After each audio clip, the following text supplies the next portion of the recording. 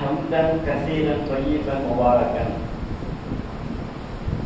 كما ينبغي لجلال وجهه وعلم سلطانه والصلاة والسلام على سيدنا محمد أشرف الأنبياء والمرسلين ومن أرسل له حياة العرب ورحمة العالمين وعلى صحبه وتابعين أجمعين أما بعد. எல்லாம் அல்ல அல்லாஹ்வுடையவர்களே, இந்த இஸ்லாமிய சமுதாயத்திற்கென்று இறைவன் எத்தனையோ கடமைகளை நிறைவேற்றி இருந்தாலும் அதிலே குறிப்பாக வாராந்தோறும் வரக்கூடிய இந்த ஜுமாவுடைய நாளில் நமக்கென்று எவ்வளவோ தேவைகள் எவ்வளவோ பணிகள் இருக்க மாட்டிலும் இறைவனுடைய கடமையை நிறைவேற்ற வேண்டும் என்ற ஒரு உயரிய நோக்கத்துடன் இங்கே அமர்ந்திருக்கக்கூடிய நம்ம அனைவரின் மீதும் ஏக இறைவன் அவருடைய வல்லா கருணையும் கிருபையும் என்றும் நம்ம அனைவரின் மீதும் பொழியப்பட வேண்டும் என்ற பிரார்த்தனையோடு இந்த முதல் அமர்வை ஆரம்பம் செய்கின்றேன். இந்த ஒட்டுமொத்த இஸ்லாமியர்களுக்கு மட்டுமல்லாமல் ஒட்டுமொத்த மனித குலத்திற்கு ஒரு பேர் அருள்குடையாக ஒரு பேர் பொக்கிஷமாக அல்லாஹ்வுடைய தூதரை அருளியதாக இறைவன் ஏராளமான இடங்களிலே சொல்லி காட்டுகிறார். அதிலே இஸ்லாமிய சமுதாயம் அல்லாஹ்வுடைய தூதரை எவ்வாறு பார்க்க வேண்டும், இந்த முகமதை தன்னுடைய மனதிலே எந்த அளவிற்கு வைத்து ஏற்க வேண்டும் என்பதை இந்த இஸ்லாமிய மார்க்கம் ஒவ்வொரு முஸ்லிமுக்கும் கட்டாயமாக வற்புறுத்தி சொல்லுகிறது.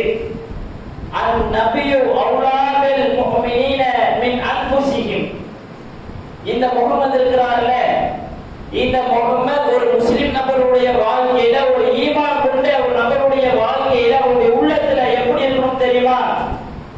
இந்த உலகத்துல ஒரு மனிதன் யாரை கடமையாக நேசிப்பானோ, யார் மீது தன்னுடைய பாசத்தை முழுமையாக வைத்து பொழிவானோ, தாயை விட தந்தையை விட பிள்ளையை விட மனைவியை விட இந்த உலகத்தில் இருக்கக்கூடிய அத்துணை நபர்களை விட இந்த முகமது ஒரு படி மேலே இருக்க வேண்டும். இன்னும் ஒரு படி மேலே போய் இறைவன் தன்னுடைய திருமறையிலே அந்த வாசகத்தினுடைய தொடர்ச்சியிலே சொல்லுகிறார், அந்நபியு அவுலா மின் அன்ஃபுஸிஹிம், ஒரு முஸ்லிமுடைய உயிரை விட நபி மேலா இருக்கணும். அப்படி ஒரு முஸ்லிம் எப்போ முகமது நபியை தன்னுடைய உயிரை விட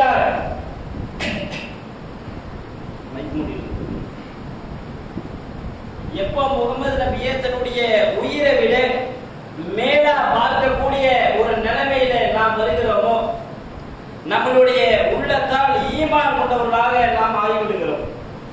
இறைவன் அல்லாஹ்வுடைய தூதருடைய வாழ்க்கை வரலாறை வைத்து ஏராளமான படிப்பினையை இந்த இஸ்லாமிய சமுதாயத்திற்கு சொல்லி காட்டியிருக்கிறார். ஒரு நபர் தன்னுடைய வாழ்க்கையிலே கொள்கை விஷயத்திலே எவ்வாறு இருக்க வேண்டும், திருமண விஷயத்திலே எவ்வாறு இருக்க வேண்டும், தன்னுடைய உறவினரிடம் எவ்வாறு இருக்க வேண்டும், சமுதாய மக்கள் மத்தியிலே எவ்வாறு இருக்க வேண்டும், அத்துணை படிப்பினையும் அல்லாஹ்வுடைய தூதருடைய வாழ்க்கையை முன்னிறுத்தி இறைவன் நடத்தி காட்டியிருக்கிறார். ஆனால் இஸ்லாமிய சமுதாயத்திற்கு இறைவன் இன்னும் சில கூடுதலான படிப்பினையை வைக்கிறார். எப்படி முகமது நபியுடைய வாழ்க்கை வரலாறை பார்த்து கொள்கையில முன்மாதிரி எடுத்தியோ, திருமணத்துல முன்மாதிரி எடுத்தியோ, சமுதாய மக்கள் மத்தியிலே எப்படி நடக்க வேண்டும் என்பதில் முன்மாதிரி எடுத்தியோ, அதே போல ஒரு நபர் தன்னுடைய வாழ்க்கையில மரண தருவாயிலே படக்கூடிய வேதனை, அந்த மரணத்தினுடைய நிகழ்வுகள், இதிலே அல்லாஹ்வுடைய தூதருடைய வாழ்க்கையை வைத்து ஏழு படிப்பு எடுக்க சொல்கிறார். ஒரு நபருடைய வாழ்க்கையில அந்த மரண தருவாய் எப்படி இருக்கும், அந்த மரணத்தினுடைய வேதனை அவரை எந்த அளவிற்கு அதாவது எந்த அளவிற்கு இருக்கும் என்பதை அல்லாஹ்வுடைய தூதருடைய வாழ்க்கை வரலாறை வைத்து இறைவன் இஸ்லாமிய சமுதாயத்திற்கு படம் எடுத்து காட்டுகிறான். அல்லாஹ்வுடைய தூதருடைய வாழ்க்கை வரலாறை எடுத்து பார்த்தோம்னா, அல்லாஹ்வுடைய தூதர் மற்றவங்க மாதிரி நோய்வாய்ப்பட்டு படுத்த படுக்கையில இருந்த ஆள் கிடையாது. அல்லாஹ்வுடைய தூதருடைய உடல் திடகாலத்தை பத்தி சில ஹதீஸ்கள் வர்ணிக்குது. அல்லாஹ்வுடைய தூதர் தன்னுடைய சமுதாய மக்கள் மத்தியிலே இரவு நேரத்துல கடுமையான ஒரு சத்தம், மக்கள் எல்லாம் உறங்கி கொண்டிருக்கக்கூடிய நேரம், நபர்கள் எல்லாம் வீட்டில் இருந்து வெளியே வந்து பார்க்கிறார்கள். என்னடா இப்படி ஒரு சத்தம் என்று ஆச்சரியத்திலே வந்த நபர்களுக்கு இன்னொரு ஆச்சரியம், சத்தம் கேட்ட திசையில இருந்து அல்லாஹ்வுடைய தூதர் வந்து கொண்டிருக்கிறார்கள். சத்தம் கேட்டு மக்கள் என்ன ஏது சுதாரிச்சு வெளியே வரக்கூடாதே, அல்லாஹ்வுடைய தூதர் என்ன ஏது டீட்டெயிலா விளக்கிறத பெற்றுட்டு மக்களை நோக்கி வந்து சொல்கிறார்கள், ஒண்ணுமே போய் படுத்து தூங்குங்க. பெரிய அளவிற்கு பயப்படுற அளவிற்கு பெரிய விஷயம்லாம் இல்லை. அது சொல்லக்கூடிய நிகழ்வுல அல்லாஹ்வுடைய தூதருடைய வர்ணனையை பற்றி அந்த ஹதீஸ்கள் வர்ணிக்குது. அல்லாஹ்வுடைய தூதர் அந்த சத்தம் கேட்ட திசையை நோக்கி போனார்ல, போகக்கூடிய நேரத்துல அவரை எடுத்து செத்த குதிரை சேணமிட்டப்படாத குதிரை. சேணமிட்டப்படாத குதிரைனா நம்ம சொன்ன மாதிரிலாம் போகாது, ஒரு பிடிவாதம் இருக்காது, உட்கார்றதுக்கு சீட்டி சட்டி இருக்காது, எந்த டைரக்ஷன்ல அதை கொண்டு போகணும்னு ஒரு கண்ட்ரோல் இருக்காது. அது போக அது கூட நம்ம போய்க்கணும். அல்லாஹ்வுடைய தூதர் அப்படி ஒரு குதிரையை எடுத்து விட்டு மக்களை நோக்கி வரக்கூடிய அந்த நிலைமையை ஹதீஸ்கள் வர்ணிக்குது.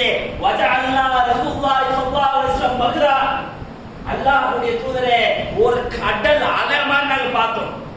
ஒரு கடல்ல இருக்கிறோம், ஒரு கரையில் இருக்கக்கூடிய தருணத்துல எப்படி கடலை நாம் நோக்கினால் கடல் அலைகள் மேல ஏறி ஏறி இறங்கி நம்மளோட நம்ம கிட்ட அளவுற வருமோ, அத போன்று அல்லாஹ்வுடைய தூதருடைய வருகை அப்படி இருந்துச்சு.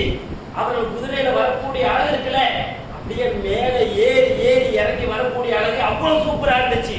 இதெல்லாம் எப்போ அல்லாஹ்வுடைய தூதருடைய அந்த வயசு 40 ஆண்டுகளுக்கு பின்பாக இருக்கக்கூடிய நிலைமை. 40 வயசுக்கு அப்புறம் அல்லாஹ்வுடைய தூதருடைய உடல் நிலைமை பாருங்க. 40 வயசு நம்மளுடைய நிலைமை 20, 35, 40 ஆச்சுன்னா இது போலிக்குது, கண்ணு தெரிய மாட்டேங்குது, கால் வலிக்குது, முட்டு வலிக்குது. இதுதான் நம்மளுடைய நிலைமை. அல்லாஹ்வுடைய தூதருடைய உடல் நிலைமை அப்படி கிடையாது. இன்னும் சில ஹதீஸ்கள் மேற்கொண்டு வர்ணிக்கிறது. அகல் போருடைய தருணம், அந்த போரினுடைய சூழ்நிலை காலகட்டத்தை பார்த்தீங்கன்னா ரொம்ப ஒரு குளிரான காலகட்டம், சாப்பாடுக்கு ஒரு ரொம்ப பஞ்சமான காலகட்டம். அல்லாஹ்வுடைய தூதர் தன்னுடைய நபி தோழர்களுடன் சேர்ந்து அந்த குடியை தோண்டி கொண்டிருக்கிறார். நபி தோழர்கள் மத்தியிலே ஒரு கட்டத்துல நாம் அல்லாஹ்வுடைய தூதரை போய் சொல்லிவிட்டோம், இதற்கு மேல் தாக்கு பிடிக்க முடியாது, நபி தோழர்கள் வருகிறார்கள். அல்லாஹ்வுடைய தூதரை பார்த்துவிட்டு வா சகோவிலா ரசூலுல்லாஹி ஸல்லல்லாஹு அலைஹி வஸல்லம் அல்ஜூ, அல்லாஹ்வுடைய தூதரிடம், அல்லாஹ்வுடைய தூதரே குளிர் காலகட்டம், எங்களுடைய வாழ்க்கையில எங்களுடைய உடலில வேலை செய்வதற்கு எந்த போதுமான சத்தும் இல்ல, எங்களை வறுமை வாட்டி வதைக்குது. வா சகோவிலா ரசூலுல்லாஹி ஸல்லல்லாஹு அலைஹி வஸல்லம் அல்ஜூ, பசியை பற்றி வருகிறார்கள். அல்லாஹ்வுடைய தூதரே எங்களுக்கு ரொம்ப பசி, கடுமையான பசி, வேலை செய்ய முடியல, எங்களுக்கு சாப்பிடறதுக்கு ஏதாவது கிடைக்குமா? ஆதாரத்துக்கு தன்னுடைய வயிற்றை எடுத்து காமிக்கிறார்கள். ஓடுக்கல் கட்டப்பட்டிருக்கு. அல்லாஹ் பார்க்கிறாங்க. பார்த்து விட்டு வலைக்க ரசூலுல்லாஹி ஸல்லல்லாஹு அலைஹி வஸல்லம், அல்லாஹ்வுடைய தூதர் அந்த கல்லை காட்டின மாத்திரத்திலே அல்லாஹ்வுடைய சிரித்து விடுகிறார்கள். மக்களுக்கு ஆச்சரியம். என்னடா நம்மளுடைய கஷ்டத்தை சொல்றோம், நம்மளுடைய இயலாமையை சொல்றோம், பசிக்கு சாப்பாடு வேண்டுமே என்ற ஒரு குறையை சொல்றோம், அல்லாஹ்வுடைய சிரிக்கிறாங்களே. உடனே சிரித்த முகத்துடன் வா ரஃபா ரசூலுல்லாஹி ஸல்லல்லாஹு அலைஹி வஸல்லம் புத்னா, அல்லாஹ்வுடைய தூதர் தன்னுடைய வயிற்றை தூக்கி காமிக்கிறார்கள். ஆனால் ஹிஜ்ரைல 2 கிலோமீட்டர் வேலை செய்றாங்க. இது அல்லாஹ்வுடைய உடல் நிலைமை. இப்படிதான் அல்லாஹ்வுடைய தூதருடைய வாழ்க்கை போயிட்டு இருந்துச்சு. அல்லாஹ்வுடைய தூதர் ரபியுல் அவ்வல் மாதம் திங்கட்கிழமை மரணிக்கிறார்கள். அந்த திங்கட்கிழமைக்கு முன்பாக இருக்கக்கூடிய ஒரு 5 நாள் 6 நாள்ல அல்லாஹ்வுடைய தூதருடைய மரண தருவாய்க்குண்டான அத்துணை அடையாளம் இறைவன் காட்டுகிறார். ஒரு நபர் தன்னுடைய வாழ்க்கையிலே மரண படுக்கையிலே படுத்தால் எந்த அளவிற்கு அவனுக்கு வேதனை இருக்கும் என்பதை அளவுற கண்கள் முன்பாக படமாக காட்டி இருக்கிறார். அல்லாஹ்வுடைய தூதர் தன்னுடைய சமுதாய மக்களுக்கு ஜனாசா தொழுகை வைத்து விட்டு வீட்டுக்கு வராங்க. வரக்கூடிய நேரத்தில் ஒரு லேசான தலைவலி ஆரம்பிக்குது. இதுதான் மரணத்துடைய ஸ்டார்டிங். லேசான தலைவலி. அல்லாஹ்வுடைய தூதர் வீட்டுக்கு வராங்க. அன்றைய தினம் மைமூனார்களுடைய வீட்டில் இருக்கணும். அல்லாஹ்வுடைய தூதர் பார்த்து விட்டு மைமூனார்களிடம் அனுமதி கேட்கிறார்கள். நாளைக்கு நான் யார் வீட்டில் இருக்கணும்? நாளைக்கு நீங்க ஆயிஷாவுடைய வீட்டில் இருக்கணும். அப்போ நீங்கள் விருப்பப்பட்டால் எனக்கு இன்றைய தினமே அனுமதி தருவீர்களா? நான் ஆயிஷாவுடைய வீட்டுக்கு போய்க்கிறேன். உடனே அனுமதியும் தராங்க.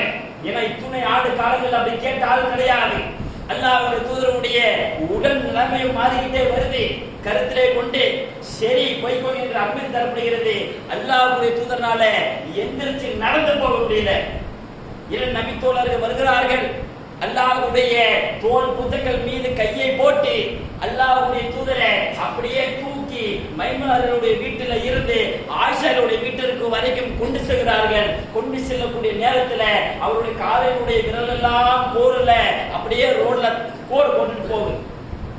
வெளியே இருந்து பார்த்த அல்லாஹ்வுடைய தூதருடைய சமுதாயம் நபி தோழர்கள் மத்தியிலே செய்தி காட்டு தீயை போல பிரம்மாண்டமா பரவுது. எல்லா நபி தோழர்களும் அல்லாஹ்வுடைய தூதருடைய வீட்டிற்கு முன்னால் குமிஞ்சாச்சு.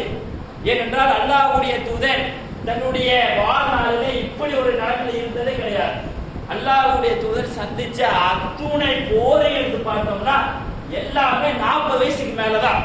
அல்லாஹ்வுடைய தூதர் சந்திச்ச எல்லா போருமே அவருடைய எபோவ் 50 தான். இதுதான் அல்லாஹ்வுடைய தூதர் உடல் நிலைமை. பார்த்த நபி தோழர்களுக்கு என்ன ஆச்சு, அல்லாஹ்வுடைய தூதருடைய உடல் நிலைமைக்கு என்ன நிலவரம் என்று தெரிந்து கொள்வதற்காக ஒரு முனைப்புடன் இருக்கிறார். ஆயிஷாவுடைய வீட்டில் அல்லாஹ்வுடைய தூதர் இருக்கிறாங்க. செய்தியை கேட்டு மாத்திரத்திலே அத்துணை மனைவியும் ஆயிஷாவுடைய வீட்டுக்கு வந்தாச்சு. அல்லாஹ்வுடைய தூதர் மனைவியை பார்க்கிறார்கள். சமுதாய மக்கள் வெளியே இருப்பதை அறிகிறார்கள். தன்னுடைய அந்த இருக்கக்கூடிய நபரிடம் என்னைய பள்ளிக்கு கூட்டிட்டு போய் உட்கார வைங்க, மக்கள் மத்தியிலே நான் சில செய்தியை சொல்ல வேண்டும், என்னுடைய இறுதி காலத்திற்கு உண்டான ஒரு செய்தி. நபி தோழர் வருகிறார்கள். அல்லாஹ்வுடைய தூதரை அந்த பள்ளியினுடைய குபரா மேலே ஏறி அமர வைக்கிறார்கள். அல்லாஹ்வுடைய தூதர் தன்னுடைய வரலாறுலேயே பேசின சில ரத்தின சுருக்கமான 1000 உள்ள அர்த்தங்களை கொண்ட செய்திகளிலே அதுவும் ஒரு செய்தி. மக்களை பார்த்து மிம்பர்ல ஏறிவிட்டு ஃபகத் கால ரசூலுல்லாஹி ஸல்லல்லாஹு அலைஹி வஸல்லம், அல்லாஹ்வுடைய தூதர் அந்த ஏக்கம் நிறைந்த தன்னுடைய நபித்தோழர் மத்தியிலே சொல்லுகிறார்கள், இன்னல்லாஹ ஹய்யர அப்தன் பைன துன்யா வ பைன ஆখিরা. இந்த உலகத்துல ஒரு அடியானுக்கு இறைவன் ஒரு வாய்ப்பை தருகிறார். உனக்கு இந்த உலக வாழ்க்கை வேண்டுமா அல்லது சூனம் வேண்டுமா என்று கேட்கிறார். ஃபக்தார மா இந்தல்லாஹ், அந்த அடியான் அல்லாஹ்விடம் இருக்கக்கூடிய ஒன்றை தேர்வு செய்து விட்டார். இத சொல்றாங்க. அந்த சபையில ஏராளமான பெரிய நபித்தோழர்கள் இருக்கிறாங்க, சின்ன நபித்தோழர்கள் இருக்கிறாங்க. அப்ப அந்த செய்தியை உருவாக்கும் போதே சிறு வயதில் இருக்கக்கூடிய நபித்தோழர்கள் அபூபக்கர் ரலியல்லாஹு அருகாமையில் உட்கார்ந்து கொண்டிருக்கிறார்கள்.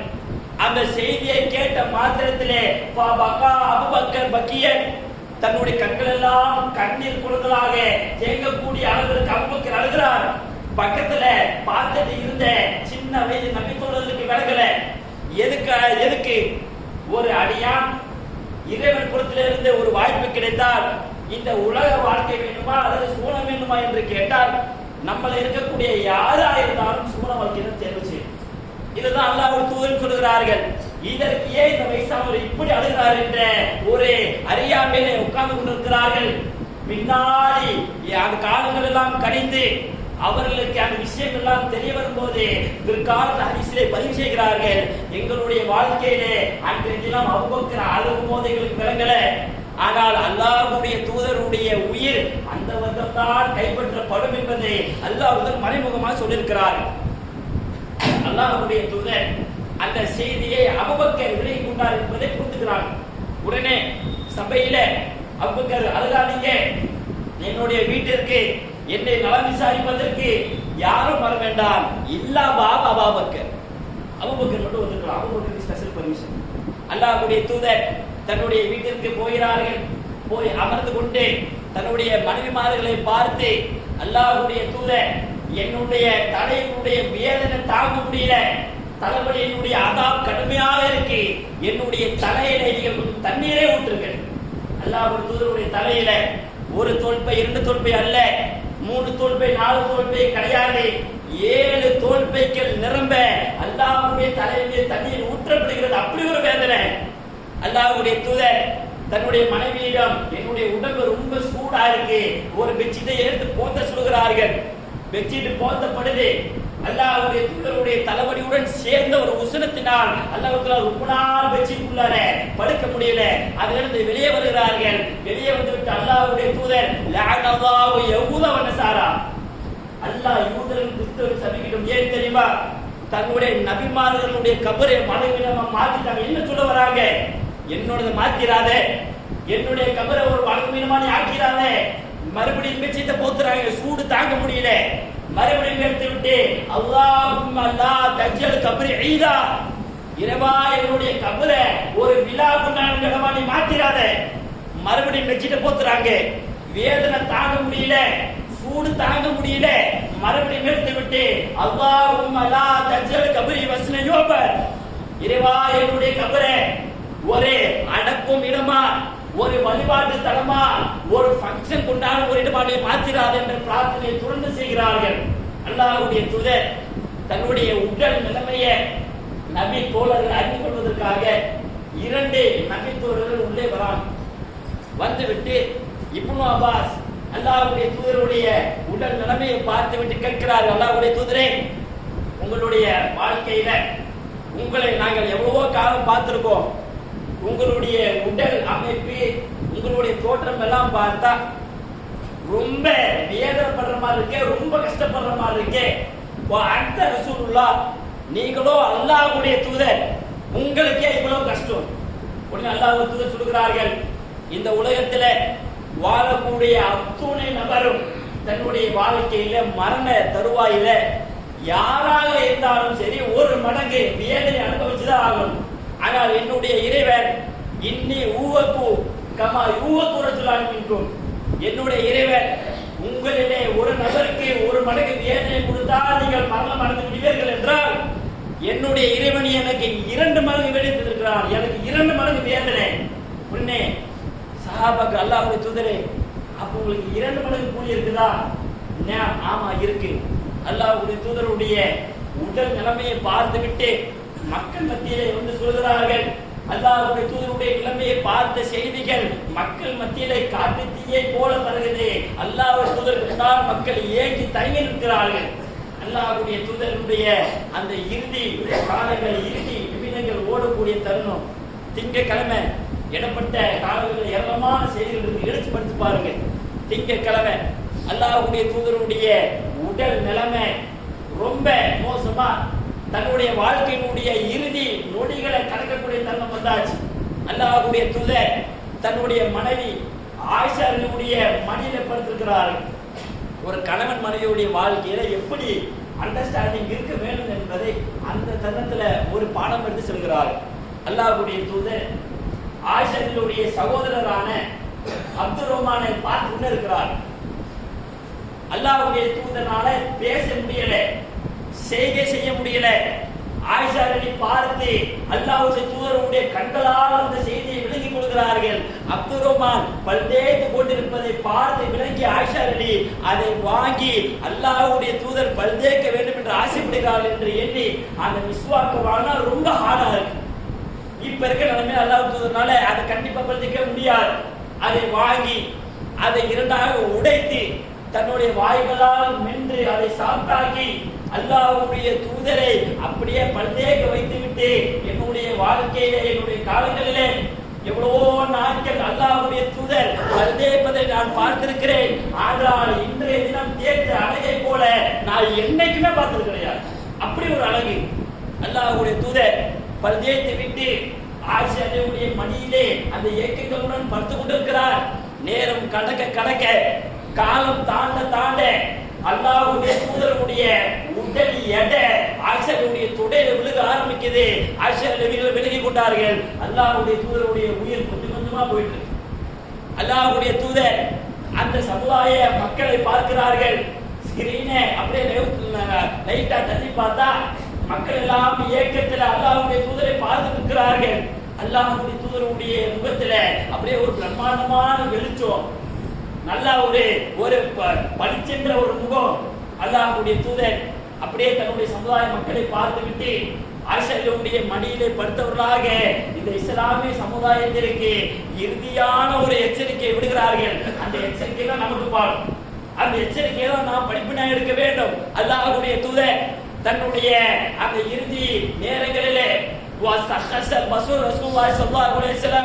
அல்லாஹ்வுடைய தூதருடைய அந்த பார்வை அப்படியே மேல் நோக்கி போக ஆரம்பிக்கிறது. பகல் கால ரசூலுல்லாஹி ஸல்லல்லாஹு அலைஹி வஸல்லம் அல்லாஹ்வுடைய தூதர் சமுதாய மக்கள் மத்தியிலே ஒரு எச்சரிக்கை விடுகிறார்கள்.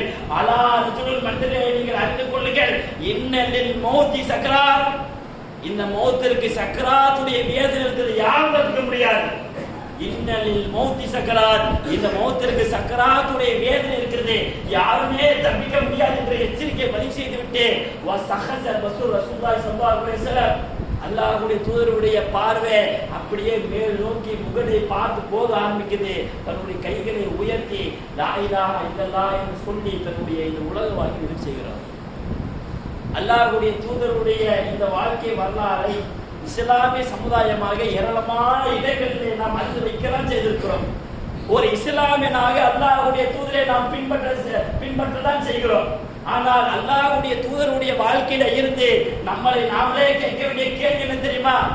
அல்லாஹ்வுடைய தூதருக்கு சுவனம் கன்ஃபார்ம் என்று டிக்ளேர் செய்யப்பட்ட ஒரு நபர், அத்துணை பாவங்களும் அழிக்கப்பட்ட ஒரு நபர், தன்னுடைய வாழ்க்கையிலே அவர் மரணித்தால் இறைவன் சூனத்தின் பால் எழுப்புவான் என்ற ஒரு நன்மாராயம் சுட்டப்பட்ட ஒரு நபர்.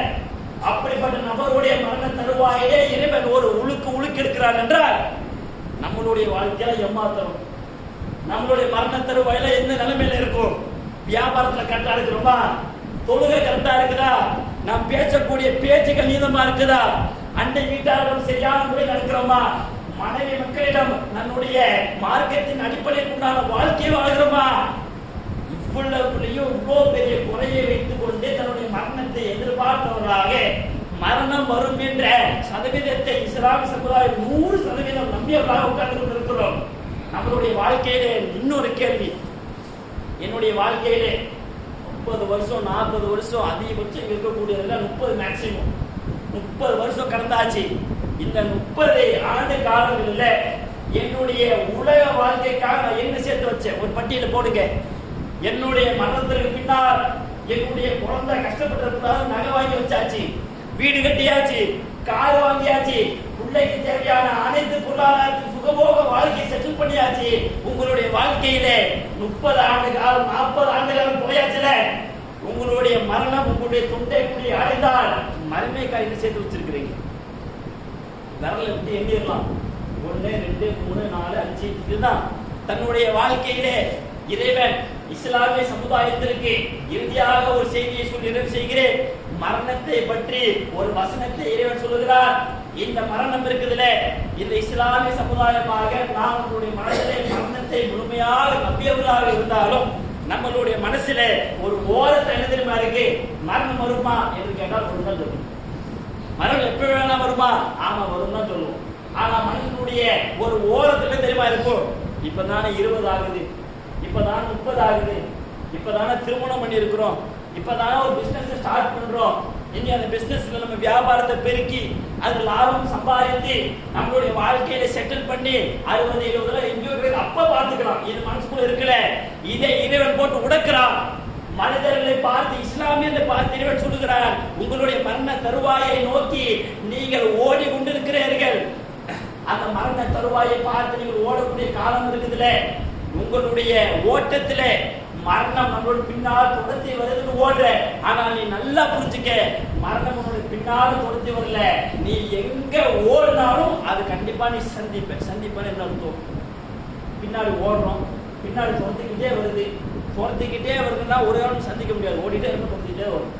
நம்மளுடைய எண்ணம் மரணத்தை கண்டு நம்ம அஞ்சு ஓடுறோம்ல ஒரு கட்டத்துல இறைவன் அங்கே நிப்பாட்டுகிறான். நீ ஓடக்கூடிய அந்த பாதையிலே தான் மரணம் இருக்குது, கண்டிப்பா ஒரு நாள் அதை சந்தித்தே தீரும். அந்த நாள் வருவதற்கு முன்பாக நம்மளுடைய வாழ்க்கையை இறைவனின் பால், நன்மையின் பால், அதிகமான நன்மையை சேர்த்து வச்சு சுகம் செல்லக்கூடிய ஒரு நன் வாழ்க்கை இறைவன் நமக்கு அனைவருக்கும் கொடுப்பானாக. அஸ்ஸலாமு அலைக்கும்.